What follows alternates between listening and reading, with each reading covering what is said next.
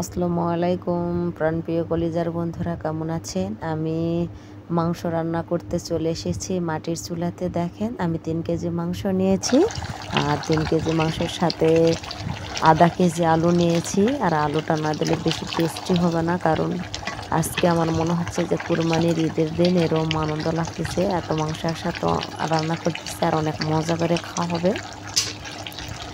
আমি এখানে আদা রসুনের পেস্ট দিয়েছি, শুকনো মরিচ দিয়েছি, সাথে কিন্তু 4-5টা রসুন দিয়েছি, ফল দারচিনি এগুলো দিয়ে দিয়েছি, গরম মশলাগুলো যেগুলো থাকে এগুলো, আর নুন হলুদের রেগুলারই রান্না বাড়ির মশলাপাতি তো থাকবেই সাথে। তার সাথে কিন্তু নতুন করে সুন্দর করে একটা জিনিস থাকলো কি, এটা কিন্তু বাড়িতে বানানো যায় রেডিমেড মশলার মতো, রাঁধুনি বা প্রাণ গরম মশলার মতো। এগুলো আমি খালি তেলে নিয়েছি। আর এই যে খড়িগুলো দেখতেছেন, এগুলো কিন্তু লাকড়িও বলে অন্য অন্য জায়গায়, আমরা জাস্ট খড়ি বলি। এটা দিয়ে এখানে রান্না করতেছি। আর এই যে হাত দিয়ে যেটা দিয়ে লাড়তেছি, এটা হলো কিন্তু দই। সবসময় কিন্তু কাঠের এই জিনিসটা দিয়ে রান্না বান্না করলে আলুগুলো এমনিতেই সুন্দর হয়ে ভেঙে যায়, ভালো লাগার টেস্টি হয়। আর অন্য কোনো কিছু দিয়ে দিলে কিন্তু কেটে যায়। এই যে আস্ত শুকনো মরিচগুলো দিয়ে দিয়েছিলাম।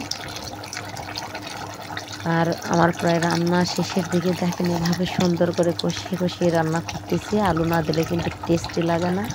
আর এই দইটা দিয়ে রান্না করলে কিন্তু আলাদা করে আলু ভাঙার প্রয়োজন পড়ে না। আর অন্য কোনো কিছু দিয়ে যখন আলাদা করে ভেঙে নিতে যায়, তখন কিন্তু কেটে যায়।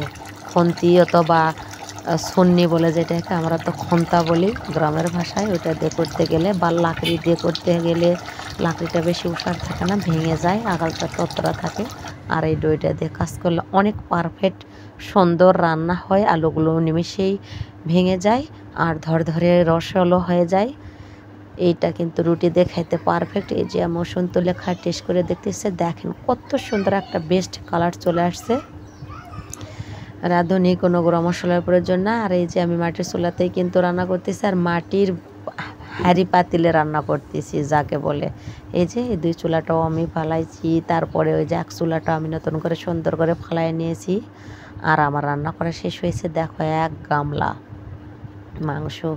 ভাত দিয়ে আর চাইতে আমরা কিন্তু রুটিতে বেশি পছন্দ করি, আর রুটি দিয়ে খাই। তো কেমন হয়েছে আর কেমন লাগলো বন্ধুরা অবশ্যই কিন্তু জানাবেন। অনেক ভালো লাগবে, অনেক সুন্দর লাগবে। আমার এভাবে রান্নাটা ফলো করে আপনারাও রেসিপিটা ফলো করে রান্না করবেন। আমি কিন্তু লাকড়িগুলো আবার চুলার মুখেও দিয়ে দিয়েছি। এখন শীত পড়বে, অনেক কষ্ট হবে জাল ধরাইতে।